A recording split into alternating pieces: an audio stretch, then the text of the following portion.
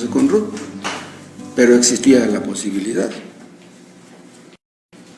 Booz era un pariente cercano, él podía redimir, pero había un pariente todavía más cercano, o sea, más directo.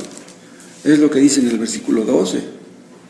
Y ahora, aunque es cierto que yo soy pariente cercano, dice Booz, con todo eso hay pariente más cercano que yo. Tal vez él era un primo segundo y había un primo primero. No sabemos exactamente, porque no nos lo dice aquí la palabra de Dios.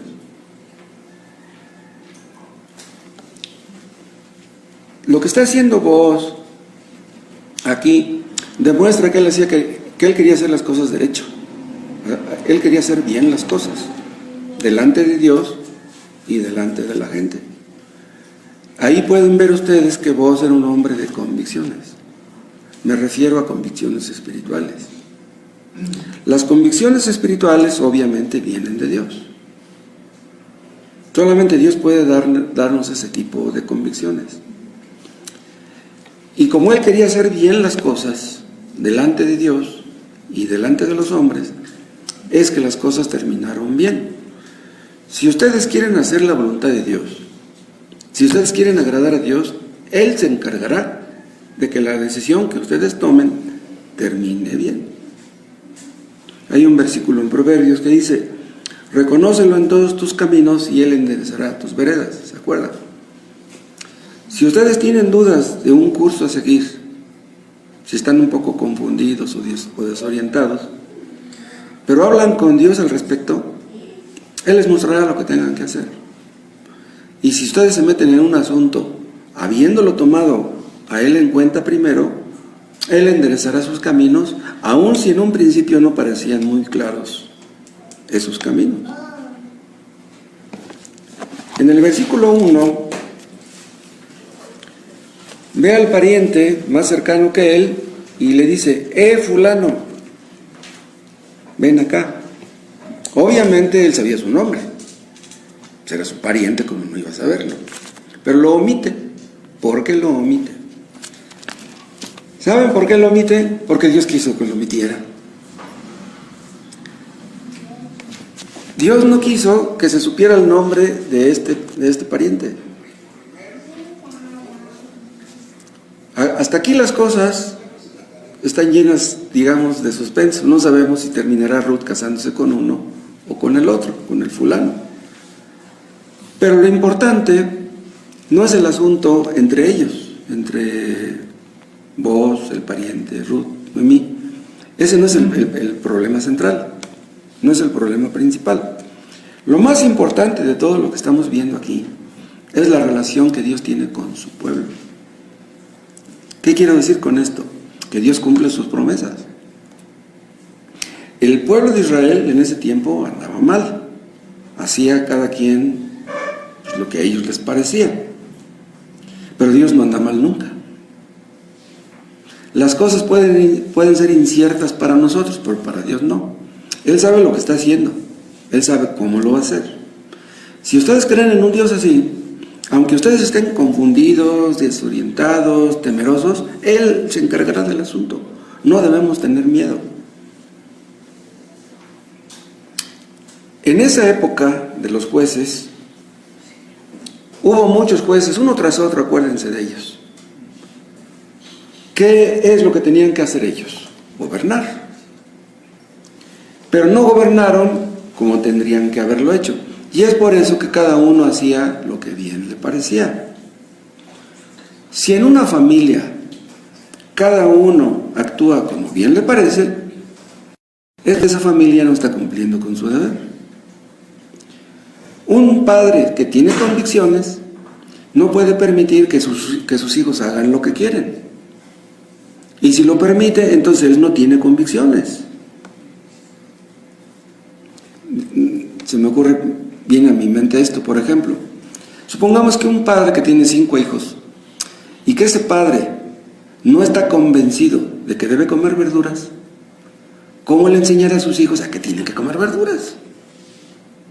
Si los padres no están acostumbrados a eso y no tienen en su mente que es beneficioso comer verduras, no les van a enseñar a sus hijos.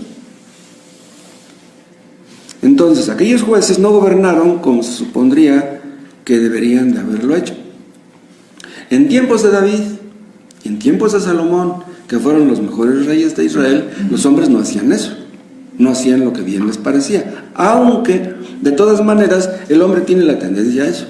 O sea un rey bueno o malo, sea un rey muy estricto o sea muy liviano, de todas maneras el hombre quiere hacer lo que bien le parece. Entonces, en un sentido, no debiéramos ser tan duros con aquellos hombres de tiempo de los jueces, que cada uno hacía lo que bien le parecía. Porque aún nosotros, siendo cristianos, tenemos esa tendencia. Tenemos la tendencia a hacer lo que nos parece conveniente, lo que nos parece correcto. Vean el caso de Elimelec. Elimelec conocía la palabra de Dios, las promesas de Dios. Sabían que Dios había hecho un pacto. Noemí lo sabía también, pero se fueron a Moab. Entonces hicieron lo que bien les pareció. Entonces, si hicieron lo que bien les parecía, ¿cabía esperar que las cosas terminaran bien? Pues no. Cuando una persona sabe que tiene que hacer una cosa y hace otra, las cosas no pueden terminar bien. ¿Qué pasó? Se le murió el esposo, se le murió un hijo, se le murió el otro y tuvieron que regresar solas Noemí y Ruth, como ya vimos. Llegan a Belén, acuérdense, ya vimos lo que pasó, y de repente Ruth ve a Boaz, de repente Boaz ve a Ruth, la primera vez que se veían. Ya después que regresó a su casa y que llegó con muchas medidas de cebada, que ya tenían la despensa llena para todo el mes, entonces Ruth empezaría a ver a Boaz como su príncipe azul. ¿Será posible? ¿Será posible que este sea un hombre que Dios quiere para que sea mi esposo? Pero se entera Ruth de que hay un pariente más cercano a Boaz. Es lo que dice en 3:12. Al final, con todo eso hay pariente más cercano que yo. No sabemos si eso ya lo sabría ella o no, pero cuando menos aquí pues ya se está cerciorando de que así es. ¿Quién es ese pariente más cercano? Es el que dice en el versículo 1, es el fulano. Es muy significativo que no se nos diga su nombre. ¿Y saben por qué? Porque para los judíos el nombre significaba mucho. No es como para nosotros. Si tú tienes un hijo, le llamas Juan o Pedro, Pablo, está lo mismo, ponle el que quieras. Hay padres que les ponen a sus hijos nombres absurdos, nombres que inventan ellos, nombres que no copian de ninguna parte. Simplemente este nombre me gustó, pues que se lo pongan. Ahora, el nombre representa mucho, no por las letras que tienen el nombre, que pudieran ser muchas o pocas, que pudiera ser un nombre bonito o feo. No, lo importante es lo que significa el nombre. Entonces, para ellos el nombre era algo muy importante. Vean, no es lo mismo el nombre que hacerse de un nombre. ¿Me explico? Por ejemplo, un hombre puede llamarse Salvador, pero pues él no es el Salvador, el único Salvador es Cristo, ¿no? Entonces, ¿de qué serviría que un hombre se llamara Salvador? Pues nomás serviría de adorno el nombrecito. Este fulano del que habla aquí, Boaz, preserva su nombre, le importa su reputación, y por eso no quiere redimir a Ruth. ¿Por qué? Porque le importaba su nombre. Dice, no, y voy a dañar mi heredad. Dice, no, redime tú. Yo no voy a redimir. Ya cuando se enteró que comprando los terrenos tenía que casarse con la viuda, con Ruth. Entonces, ¿qué pasó ahí? Que a Boaz le importaba más su nombre, le importaba más su reputación, le importaba más su familia. Pero Boaz no hizo eso. A Boaz le importó más el nombre de Ruth, el nombre de Noemí, que su propio nombre. Es increíble esto. El nombre del difunto. Normalmente a los hombres les importa mucho su reputación. O sea, a la gente normalmente le importa lo que los demás piensan de ellos. Hacerse de un nombre no es fácil. Se requiere de mucho esfuerzo, de mucho trabajo hacerse de un nombre. Ser alguien es algo que cuesta mucho. Es lo que es nuestra identidad. ¿Quiénes somos nosotros? Yo soy el licenciado fulano de tal. Muchos años me costó sacar mi título y hacerme de un buen despacho y hacerme de fama. Tengo un montón de clientela. Eso cuesta mucho. Es importante no solamente cómo nos vemos a nosotros mismos, es importante también cómo nos ven los demás. Bueno, eso era más apreciado en aquella cultura, en la cultura oriental, que en nuestro caso, ¿no? Hay personas a quienes conocemos de vista, pero que no las conocemos realmente. Hay personas que aparentan, que dan una imagen que no son realmente. Para poder conocer a una persona, necesitamos hablar bien con ella, convivir con ella, platicar a fondo con esas personas. Y es así cuando platicamos con ellas, cuando podemos conocerlas. No es lo mismo conocer acerca de una persona que conocer a esa persona. Bueno, pues vos tenía un buen nombre, se había hecho de un buen nombre, tenía fama, tenía reputación, tenía dinero, tenía muchos criados, muchos trabajadores. Eso cuesta. Hay personas que se hacen de un nombre a través de mucho trabajo, de mucho esfuerzo, de ahorro, de constancia, de determinación. Eso lleva mucho tiempo. Llegan a tener una posición en el mundo, pues, con base a eso. Hay algunos que se esfuerzan muchísimo por tener el reconocimiento, el aprecio, el aplauso de los demás. Y son personas que si no tienen eso, su autoestima sufre, se sienten mal. O sea, dependen de eso para estar contentos. No sé si ustedes sepan que entre los japoneses, eso de un nombre, eso del honor, es algo que es muy importante. Una vez yo leí el caso de un japonés que trabajaba en una empresa automovilística. Ellos fabricaban las piezas de los autos y cada trabajador que era el encargado de ciertas piezas de un auto le ponía un sello. O sea, como diciendo, este es el, ¿cómo se dice? El comprobante de que esa persona es el responsable de esas piezas. Bueno, pues resulta que una serie de piezas de esos autos salieron malas. Entonces se entera el jefe y manda a llamar al responsable. Pues cuando le dijeron, ¿qué crees? Que el jefe ya se enteró que por tu culpa muchas piezas salieron mal. ¿Qué creen que hizo este japonés? ¿Se suicidó? O sea, le dio tanta vergüenza haber quedado mal en lo que a él le correspondía hacer, que no pudo soportar la vergüenza y mejor prefirió suicidarse. ¡Qué tremendo! Y también en la Segunda Guerra Mundial, acuérdense ustedes que muchos líderes, jefes de los alemanes, de los nazis, prefirieron suicidarse antes de caer en las manos de los rusos. Ya estaban cruzando los rusos el río, ya iban a llegar a Berlín, prefirieron mejor suicidarse para no soportar la vergüenza de que, ¿cómo nosotros los alemanes nos agarraron los rusos prisioneros? Hubo hombres que se hicieron de un hombre, que les decían a sus hijos, no vayas a mancillar mi apellido, prefiero verte muerto que verte casada con un pobre. Hombres ricos que no querían que sus hijas se casaran con un hombre pobre. No vas a deshonrar el apellido, tanto trabajo que nos costó hacerse de nuestro nombre. Existen padres que se esfuerzan mucho porque sus hijos tengan lo que ellos no tuvieron. Mandan a sus hijos a los mejores colegios, a las mejores universidades, tratan de sacarle lustre a su apellido. Quieren asegurar el futuro de esa familia, están orgullosos de su apellido. Pero estamos viendo en esta historia que a Dios no le importa nuestro nombre. A nosotros nos importa mucho, a Dios no. A nosotros nos importa mucho nuestro honor, nuestra honra, nuestra reputación. A Dios no.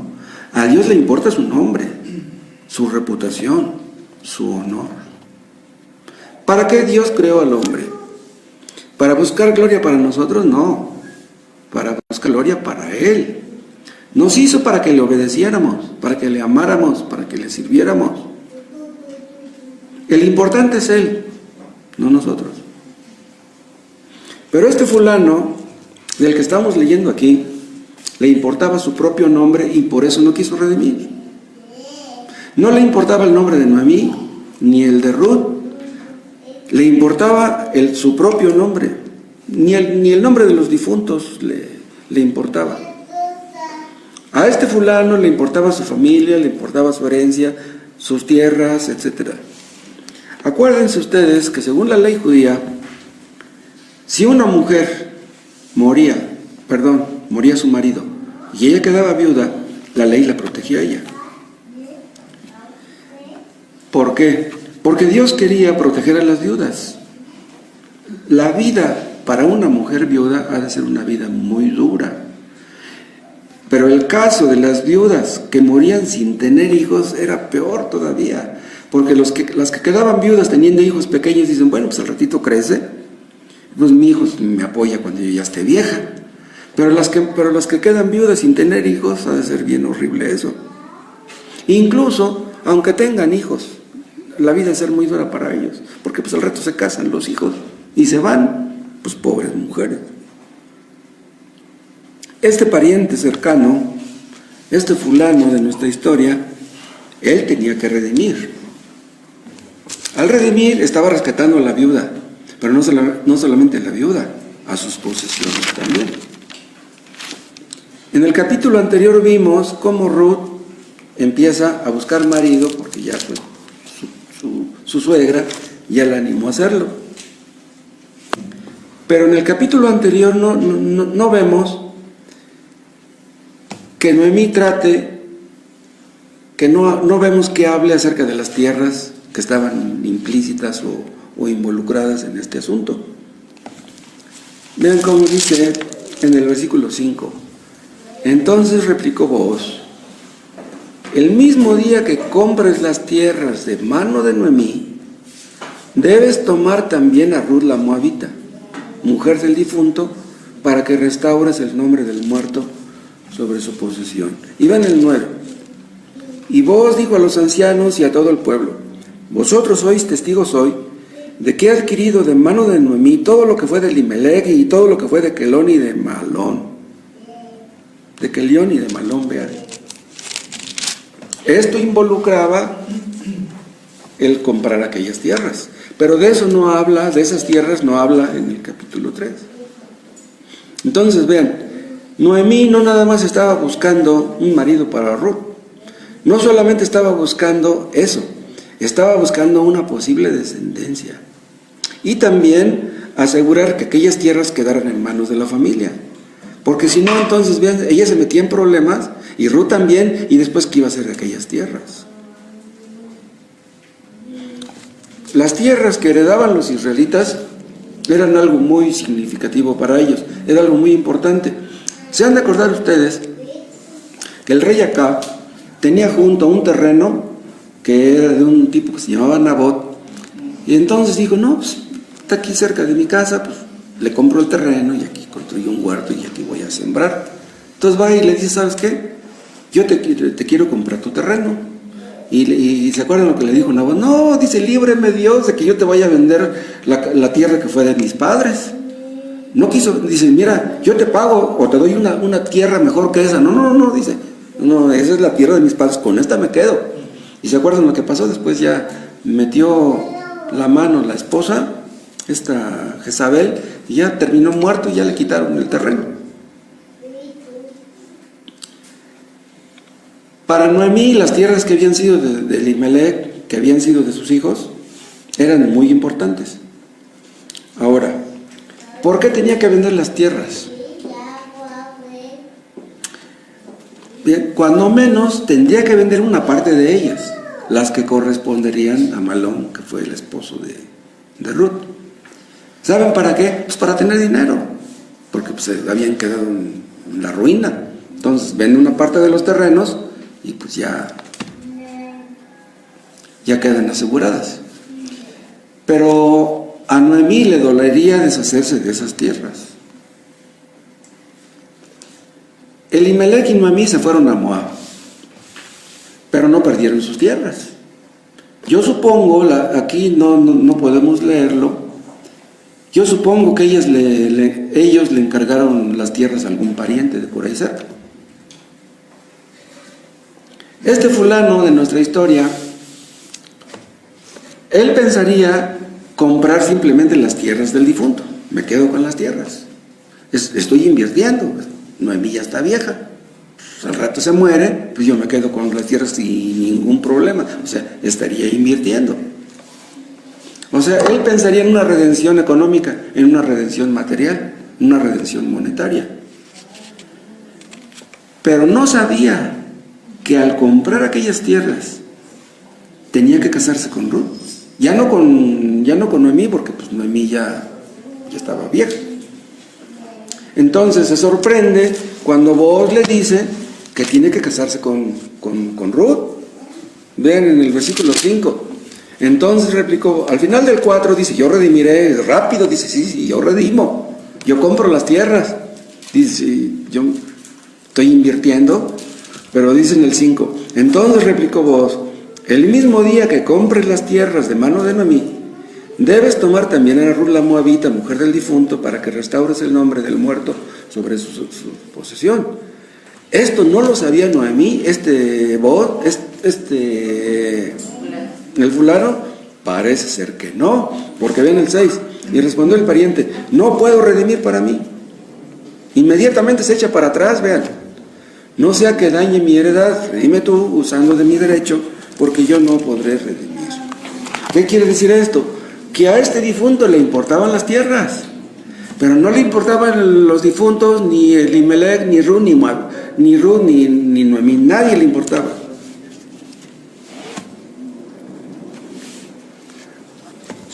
Las leyes israelitas imponían obligaciones a los israelitas.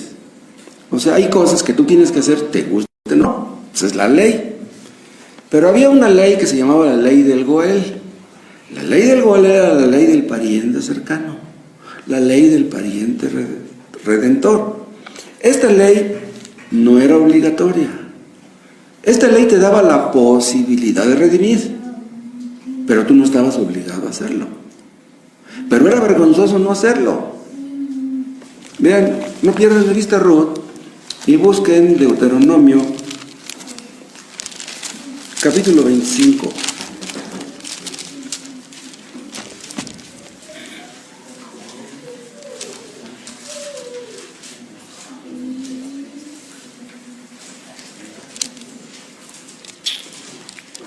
Deuteronomio 25, 6. Y el primogénito que ella diere a luz sucederá en el nombre de su hermano muerto, para que el nombre de éste no sea borrado de Israel. Y si el hombre, o sea, el pariente del muchacho que murió, no quisiera tomar a su cuñada, irá entonces su cuñada a la puerta de los ancianos y dirá, mi cuñado no quiere suscitar nombre en Israel a su hermano, no quiere emparentar conmigo, no quiere redimirme, es la idea. Entonces los ancianos de aquella ciudad lo harán venir y hablarán con él. Y si él se levantara y dijera, no quiero tomarla, no quiero redimir, se acercará entonces su cuñada a él delante de los ancianos y le quitará el calzado del pie y le escupirá en el rostro y hablará y dirá, así será hecho al varón que no quiere edificar la casa de su hermano. Y se le dará este nombre en Israel, la casa del descalzado. ¿Cómo ven? ¿Eso era vergonzoso? Ese fulano que vaya no quiso suscitarle descendencia a su hermano. No quiso casarse con la viuda, con la cuñada. Vean cómo Dios protegía a las viudas hasta este punto. Pero vean ustedes que estos no estaban obligados a casarse. Entonces, este pariente fulano no está obligado a casarse con Ruth. Tiene la posibilidad, pero no está obligado.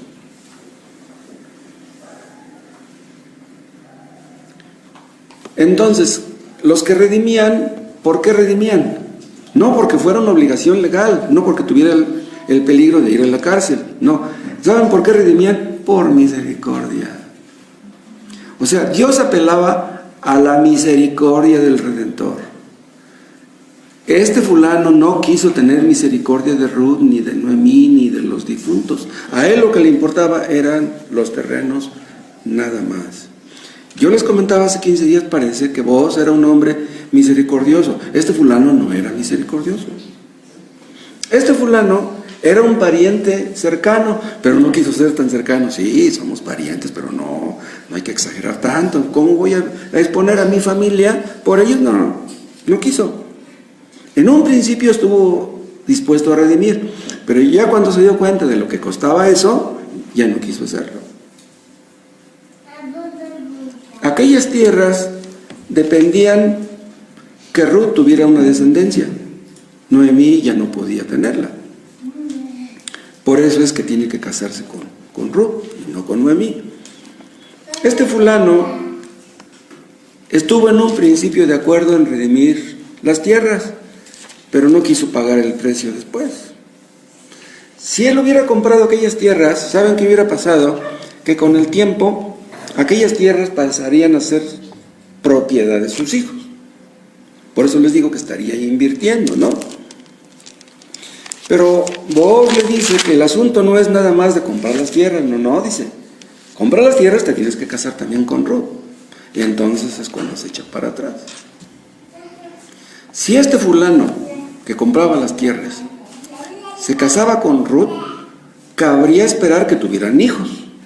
¿Por qué? Pues porque estaba joven Ruth y podía tener hijos. Pero vean, si tenía hijos con Ruth, entonces aquellas tierras que él estaba comprando serían de los hijos que tuviera con Ruth. Ya no serían de los hijos que tenía con la otra. ¿Entienden ustedes por qué no quiso redimir este fulano? Él no quería perjudicar a los hijos que ya tenía con la otra. Por eso no se quiso casar con Ruth.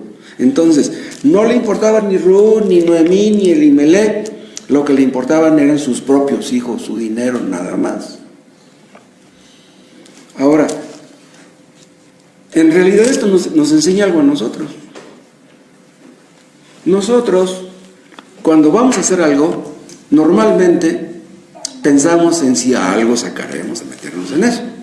Sí, voy a invertir aquí, pero ¿qué es exactamente lo que voy a ganar? Me están invitando a que haga algo, ok, lo voy a hacer, pero ¿qué gano si lo hago? A lo mejor no es conveniente. En otras palabras, como que somos medio convenencieros, ¿no? Como dicen algunos, no, dice, pues nadie da un paso sin guarache. No, si no vas a ganar algo, pues mejor ni te metes, ¿no? Se supone que los cristianos amamos a nuestro prójimo. Pero, por ejemplo, si ustedes ven a una persona necesitada en la calle y dicen, pues le voy a dar un billete a esta persona, pues está muy necesitada. Pero tú puedes pensar, no, pero este dinero es de mis hijos. Si le doy a este muchacho, a esta persona, ya no le voy a dar a mis hijos, ya no me va a alcanzar. No, pues mejor no, pues de que se mueran estos, de que se mueran mis hijos, a que se mueran estos, mejor que se mueran estos, ¿no? Si por ayudar a nuestro prójimo, nuestros hijos sufren, pues mejor que sufra el prójimo. Normalmente tomamos decisiones pensando en sacar provecho de esas decisiones. Pero la Biblia está en contra de esto. ¿Saben ustedes que cuando matan a una persona, llegan los investigadores y empiezan a investigar, empiezan a preguntar, si mataron a esta persona, ¿quién saca beneficio de eso? Mataron a un abuelito, a una persona de la tercera edad. Ok, la mataron, pero ¿quién es el beneficiado? El muerto tenía un seguro de vida. ¿A nombre de quién estaba el seguro de vida? Esos son los primeros sospechosos, los que son beneficiados por la muerte de una persona. Hay políticos que parecen muy desinteresados. Dicen, no, yo me meto en la política porque amo a mi país, yo quiero servir a mi pueblo. Oye, tú quieres ser regidor, quieres ser alcalde, porque quieres servir al pueblo. Sí, yo amo mucho a México, amo mucho a mi país. Oye, pero pues es que los alcaldes ganan 600,000 al mes. ¿De veras amas a tu país? ¿O amas los 600,000 que te vas a ganar? ¿Cuántas personas en el mundo ganarán 600,000 al mes? Me gustaría saberlo. Esos que dicen que aman a su país, que dicen que sirven al pueblo, ¿Serían capaces de renunciar a su sueldo por amor a su país? ¿Serían capaces? Lo dudo. Pero aún siendo cristianos, repito, podemos tener la inclinación a actuar de esa manera. Acuérdense, hermanos, que para que Dios nos llene, tenemos que vaciarnos. Si estamos llenos, Dios no nos llena. Dios nos pide que nos neguemos a nosotros mismos, que nos vaciemos, que nos anonademos para que Él nos llene. Y hay una parte donde dice: el que pierde su vida por causa de mí la gana, el que la quiere ganar la pierde. Pero no nos gusta perder, a nosotros nos gusta ganar. Mejor que la pierdan otros, porque tendríamos que perderla nosotros. Hay un versículo, se acordarán, que dice: irá andando y llorando el que lleva la preciosa semilla, mas volverá a venir con gozo trayendo sus gavillas. ¿Se acuerdan? Irá andando y llorando el que lleva la preciosa semilla, mas volverá a venir con gozo trayendo sus gavillas. Si queremos volver con gozo trayendo nuestras gavillas, o sea, nuestros manojos de trigo, ¿qué tenemos que hacer? Pues tenemos que ir sembrando y llorando, evangelizando y llorando por las personas. O sea, queremos que las almas sean salvas, tenemos que llorar por las almas, tenemos que evangelizar. Si no evangelizamos, las almas no se salvan. Si no nos duele que los demás se pierdan, las almas no se salvan. ¿Se acuerdan que hay una parte donde Pablo dice: yo os engendré por medio del evangelio? Engendrar duele.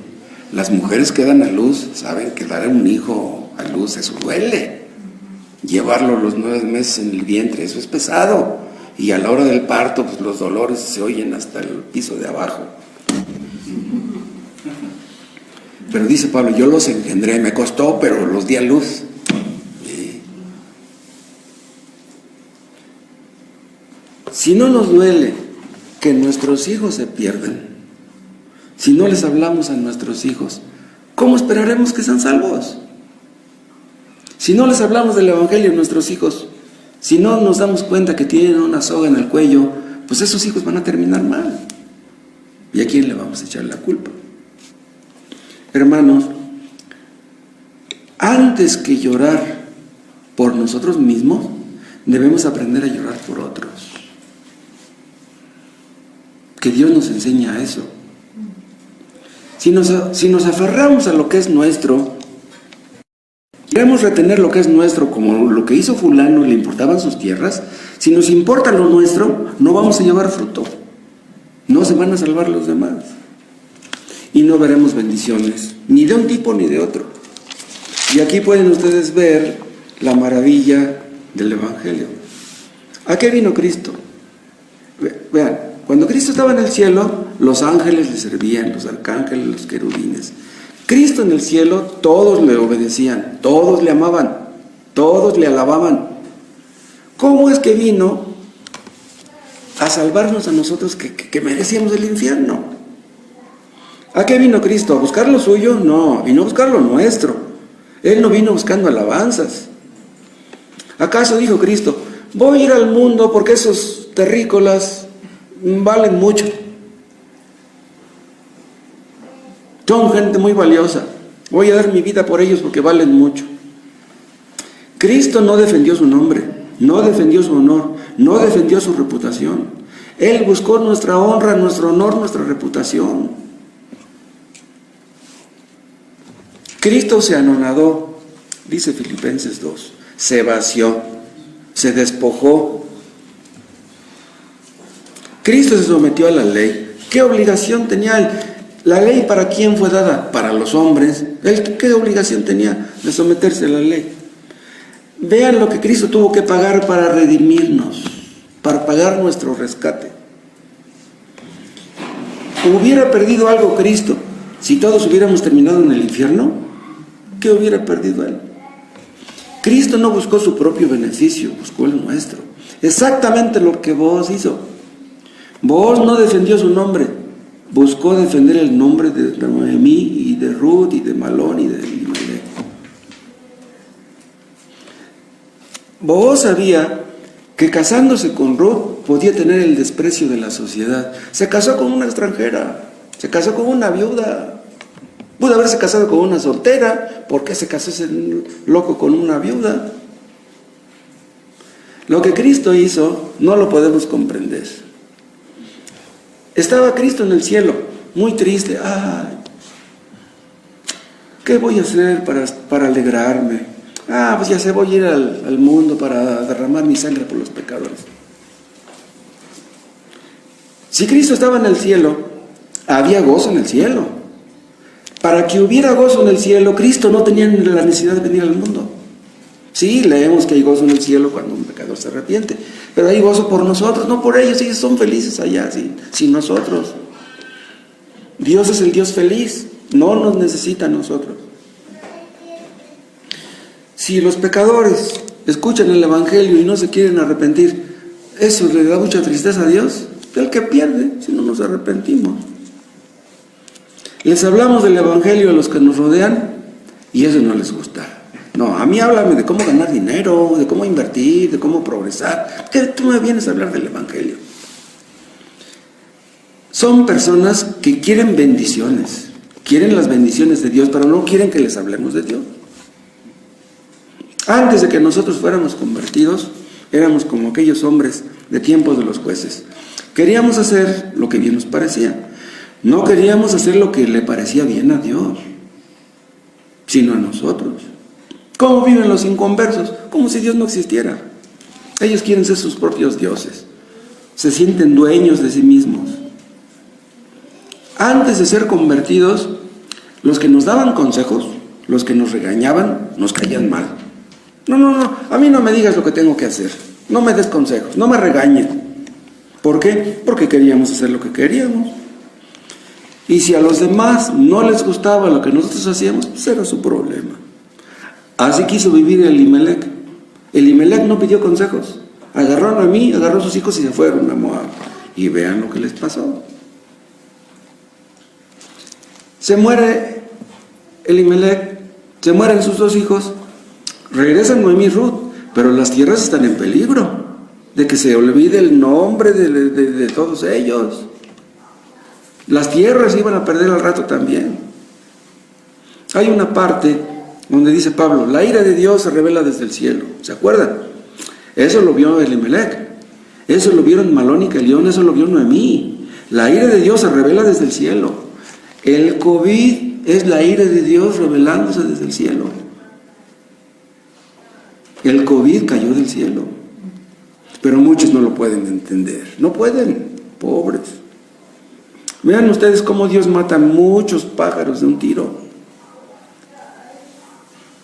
Todos los que se alejan de Dios siempre sufren las consecuencias. Pero entonces, ¿por qué no todo el mundo se enferma del COVID? ¿Por qué se mueren nada más el 10%? ¿Porque los demás no? Pues por la misericordia de Dios. Imagínense ustedes que todo mundo sufriera las consecuencias de sus pecados, pues ya este mundo estaría desierto, ya no existiría nadie en este mundo. Todos los que se alejan de Dios, todos los que conocen la voluntad de Dios y no la hacen, siempre sufren las consecuencias. Padres, díganle eso a sus hijos. Hijo, si no me obedeces a mí, no, pues eso no es nada, hijo, que no me obedezcas a mí. Pero ten mucho cuidado, hijo, con obedecer a Dios. Vas a sufrir las consecuencias, hijo. Y a mí me va a doler, pero a ti te va a doler más. Conocer la voluntad de Dios y no hacerla es un pésimo negocio. Elimelec y Noemí conocían la voluntad de Dios, pero no quisieron hacerla. Vean, desde Adán y Eva, los hombres no quieren hacer la voluntad de Dios. Los hombres quieren ser los dueños de sus propias vidas. Eso no sucedió nada más en el tiempo de los jueces. Eso ha sido siempre. Pero Dios nos dice, ustedes son dependientes, ustedes dependen de mí. Sin mí ustedes no la pueden. Los que están con oxígeno en sus casas ya pueden entender que el oxígeno que disfrutaban un día antes de que le pusieran el oxígeno, ese oxígeno venía de Dios. El oxígeno es caro, pero si tus pulmones respiran el oxígeno, ese oxígeno no te cuesta nada. Vean, lo más valioso no nos cuesta nada. Pero los hombres no quieren depender de Dios. Los hombres quieren ser independientes. Si Dios quiere que vivamos, viviremos. Si Dios quiere que muramos, moriremos.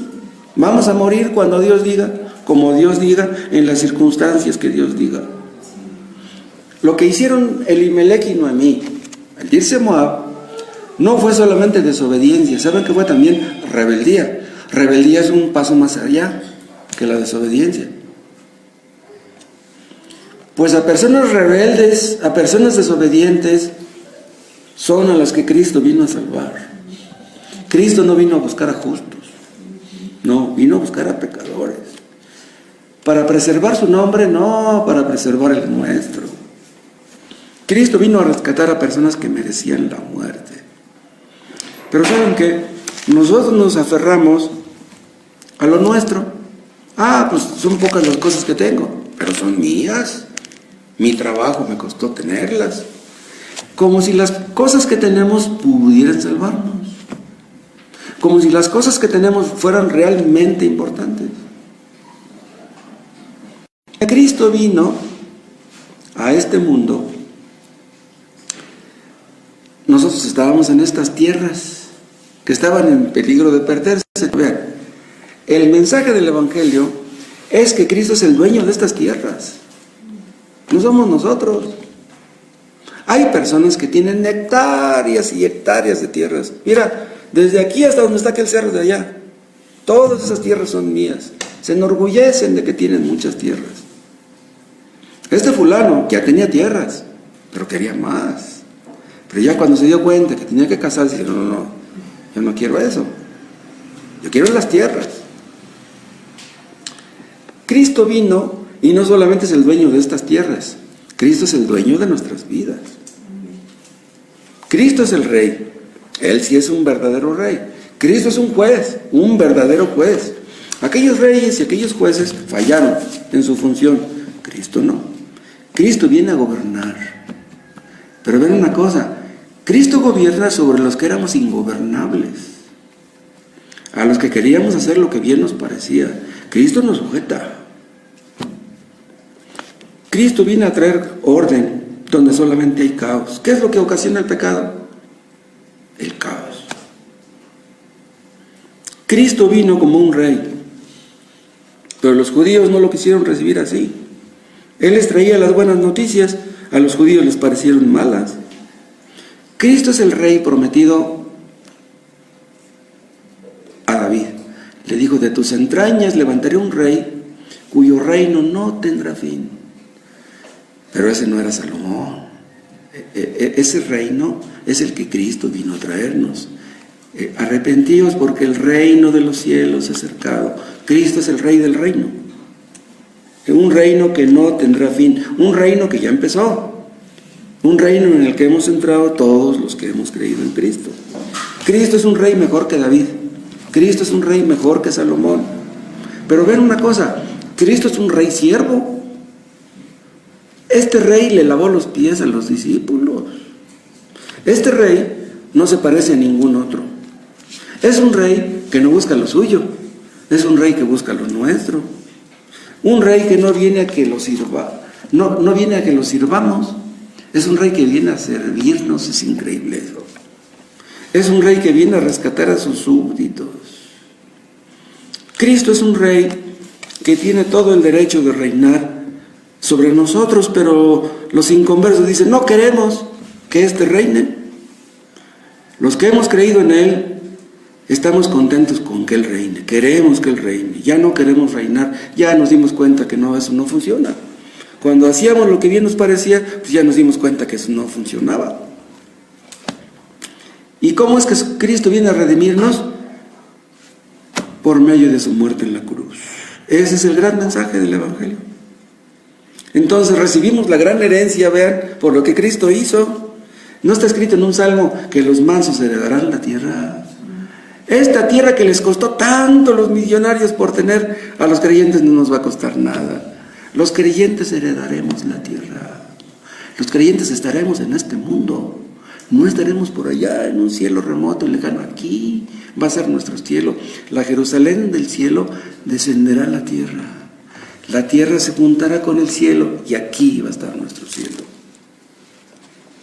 Esa tierra que estaba a punto de perder Noemí, eso no es nada, hombre.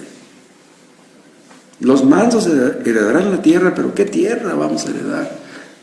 Los elementos ardiendo serán deshechos y esta tierra será renovada. Será una tierra maravillosa. Si ahorita como es maravillosa, ¿cómo será después que sea restaurada? Ahora, ya estamos en el reino. Cristo es nuestro rey. ¿Cómo debemos vivir? ¿Se acuerdan que en una parábola Cristo les habló a sus discípulos de un hombre que les arrendó sus tierras a sus trabajadores, a sus labradores, y les dio a unos un talento y a otros 2 y a otros 3, etc. Y les dijo, trabajen con su talento. Y cuando regresó el Señor, ¿qué pidió? Pues les pidió cuentas a todos sus labradores, los llamó a cuentas.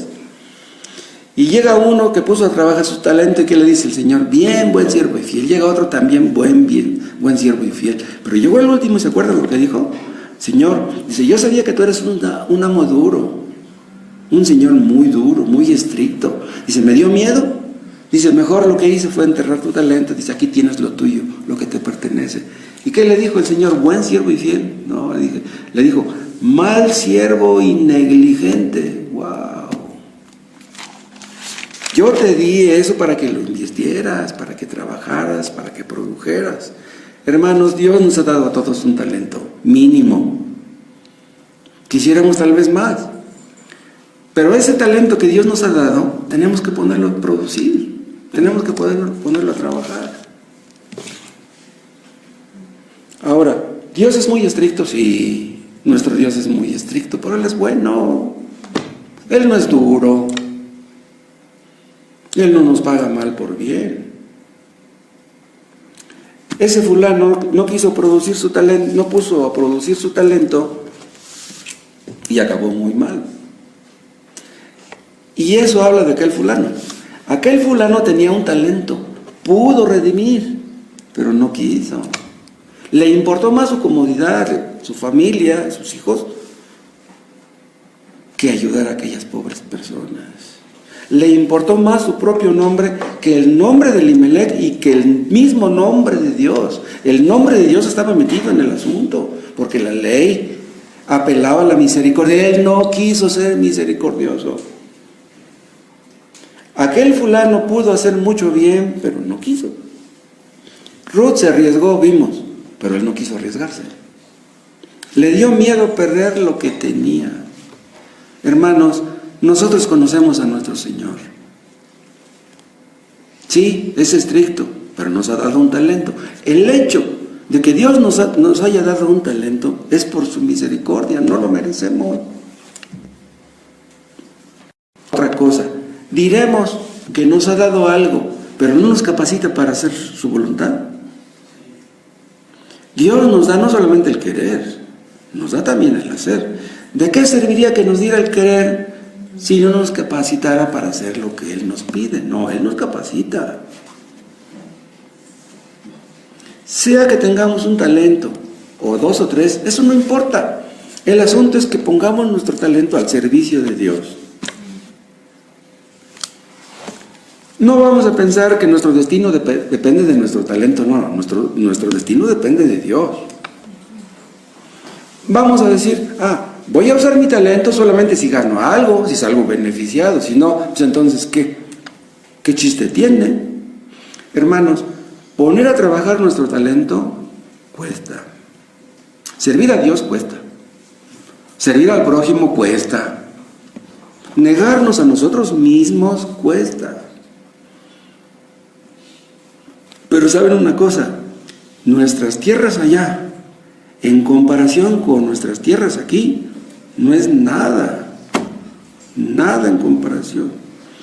10,000 hectáreas aquí no es nada en comparación con 200 metros cuadrados allá. Hermanos, si servimos a Dios, si servimos al prójimo, ¿qué perdemos?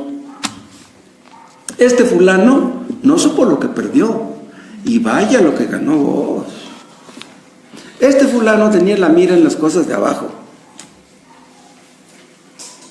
pero vos tenía la mira puesta en las cosas de arriba. Este fulano estaba ciego a las realidades espirituales. Le importaba su nombre, su reputación, sus hijos. ¿Y qué fue lo que ganó? Las tierras que él peleó, que defendió, pues al fin de cuentas las perdió. Es más, ni siquiera conocemos su nombre. ¿Cuál es su nombre? Pues quién sabe.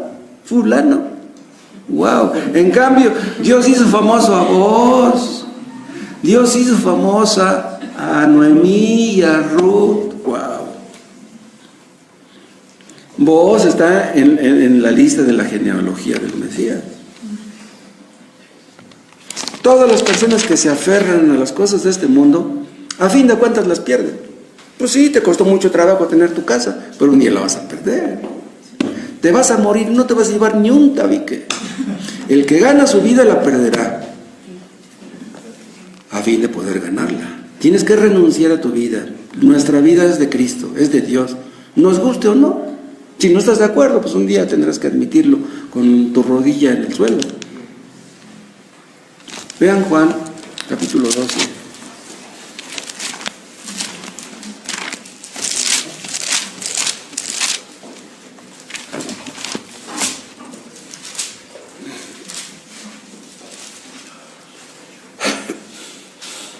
Juan 12:25. El que ama su vida la perderá. Si de veras la amas, piérdela. Y el que aborrece su vida en este mundo, para vida eterna la guardará. Si alguno me sirve, sígame. O sea, sigue mi ejemplo. Y donde yo estuviere, allí también estará mi servidor. Si alguno me sirve, mi Padre le honrará. Pero vean en qué contexto está diciéndolo. Vean en el 23. Jesús les respondió diciendo: ha llegado la hora para que el Hijo del Hombre sea glorificado. De cierto os digo, que si el grano de trigo no cae en la tierra y muere, queda solo.